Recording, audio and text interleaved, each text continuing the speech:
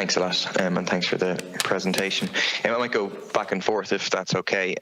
Just to start with a kind of big picture question, would it not make more sense to go about this an entirely different way? That instead of providing grants which introduce certainly an element of regressiveness to it, so those who can afford to match funding and so on get the benefit, and instead of relying on private companies getting involved, we know only 2 so far in the one-stop shop. Would it not be better to go about this an entirely different way and to say that this is a priority, a crucial priority? We have to retrofit all of these homes, all of the over 1 million homes which are identified as being poorly insulated, and we're going to establish a state-run company to do it. We're going to create tens of thousands of green jobs, and we're going to do it at upfront zero cost to homeowners, because the state will be able to borrow at a lower rate than any homeowner will be able to borrow, and then we share out the costs over a period of 15, 20 years, shared out between the state and the homeowner. Would that not be simpler, more direct way of doing it, and more in line with the scale of the crisis that we have, primarily in terms of climate, but also in terms of the cost of living issues that people are experiencing? I'm sorry to be slightly uninformed of you, but really I don't think we're in a position to really comment on that. And I think it's a very fine view, but really it's government policy. We've been working with our parent department. I know there's a retrofit working group at Secretary General level. They've made proposals and they were accepted by government, and this is the route we're on at the moment. So I think you'll appreciate from our position, we're not really in position to comment directly on your suggestion. I think as well, Deputy Murphy, and thank you very much for that question. And it's from our perspective, as Kieran mentioned, the National Retrofit Task Force commissioned a body of work, and that body of work looked at different models that have happened elsewhere in the world, and came to the conclusion that and indeed engaged internally in Ireland Inc. with the Construction Industry Federation and a whole host of stakeholders, and this model this is the model that was adopted there. I would caution one thing, and it is in relation to what Deputy Whitmore. We haven't any time to lose here.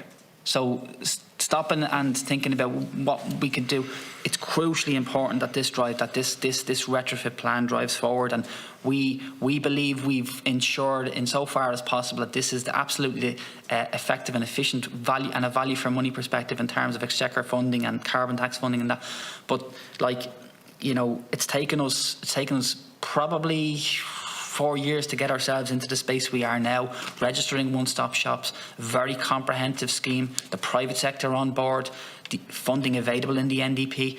Things don't move fast, those wheels don't move fast, but we're in a good space now to spring forward and to deliver the homes that we need to deliver the carbon savings that we're committed to under our climate bill and our sectoral emissions as well. So, and I think this, from what's powerful about this 3.5 million tonnes is it's down to a citizen level. It's individuals. It's what people understand. It's asking the citizens of Ireland to do something, and I think from that perspective, it's very much asking people to do their piece and control what's controllable within their environment. Thank you. Thanks a lot. To ask another one? Yeah, I mean, I see where you're coming from. I think that's precisely the problem, is that it's asking individuals to do it, as opposed to saying this, as a society, we need to do it. And if I, as an individual, can't afford 25,000 euros, but aren't on any social welfare payments, so don't qualify for the Warm Home Scheme, that I am able to benefit, I'm able to participate in this transformative change that we need to happen rapidly. And just to follow up, though, in the point Mr. Walsh raised about there's no time to lose, I couldn't agree more. But in that case, why is the 8 billion allocated so dramatically backloaded? I mean, when you look at it, I can understand a certain lead-in time. I presume that's the explanation to get it up and running and so on. But it takes a long time to hit the high rates. I mean, of the 8 billion, over 5 billion is due to be spent in the last 3 years, and it ramps up very slowly. 2023, less than 300 million, 2024, less than 400 million, 2025, less than 500 million. Why is it so slow to reach the levels of the 2 billion a year, which is hit by 2030?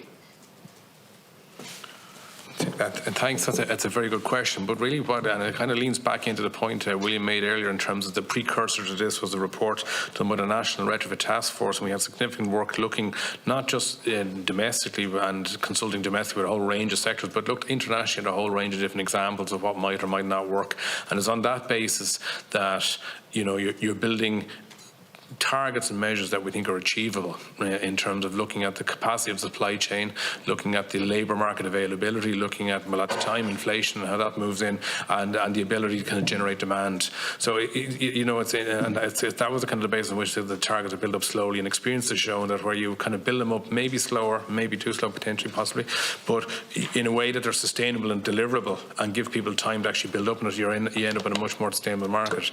The other issue as well is retrofit is it's important. We're going into people's homes, and it's kind of, as I mentioned earlier in the presentation, you can't retrofit a retrofit. So it's important that we build that quality piece and get the kind of systems and processes right.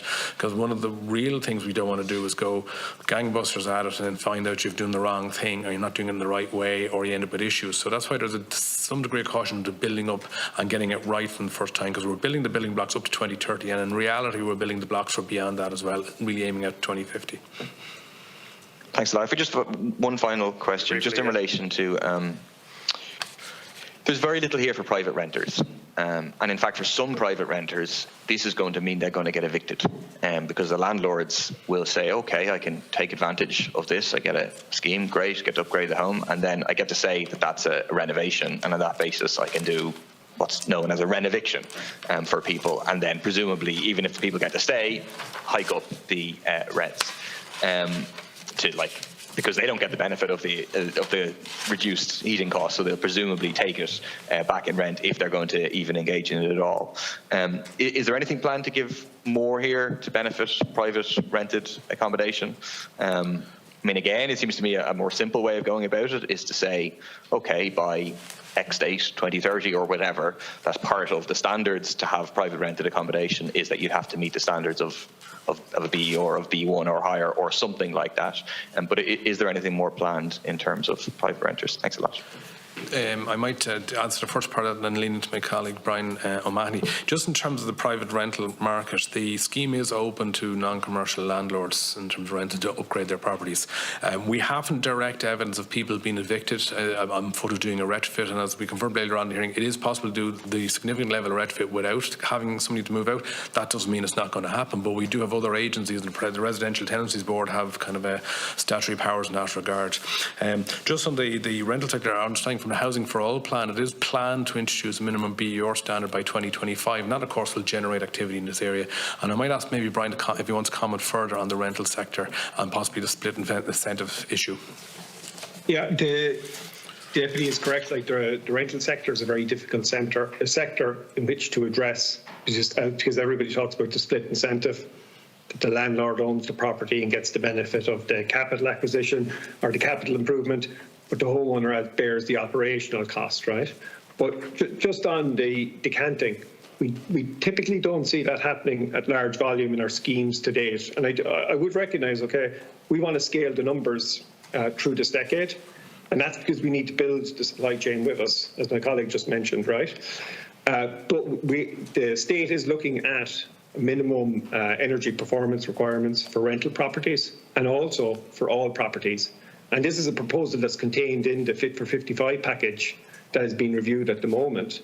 So that direction of travel is actually already, I suppose, being discussed at policy level, both nationally and within Europe, okay? The one thing I would say is I go back to as well is like, and this would apply to all I suppose, homeowners or people. You know, we are trying to support retrofit the homes, okay? But every one of these homes has a person in it, whether that is they own the property or they're renting the property. And we're very much aware of that. And over the last decade, we've got lots of experience. But the schemes that we have at the moment that we're deploying in 2022 and going forward, we spent a lot of work actually where we do voice of the customer surveys. We ask people before what they understand from SEAI, what their experience was going through with SEAI. We tried to profile the type of people that do upgrades.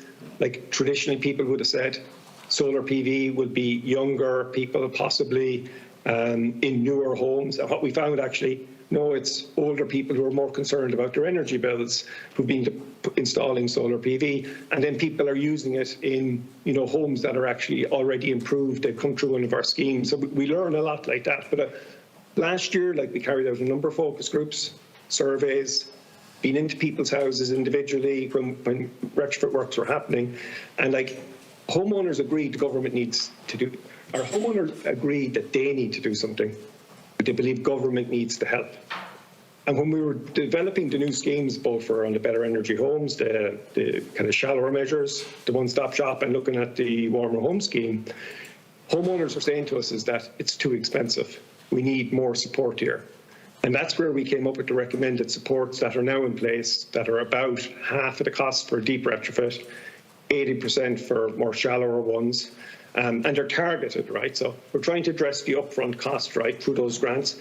They also say things like, I'd like, if there was a low-cost financing package available, I would consider doing it now. I would be interested. So we all know these things, but homeowners are coming back and telling this to us, right?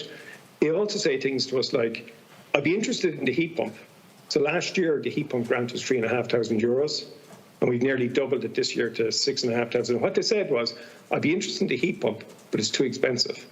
I'd be interested in the heat pump if it was equivalent to a boiler, like an oil or a gas boiler. And so that's what we did this year, is we said, okay, we rearranged how the grant offering is presented to them.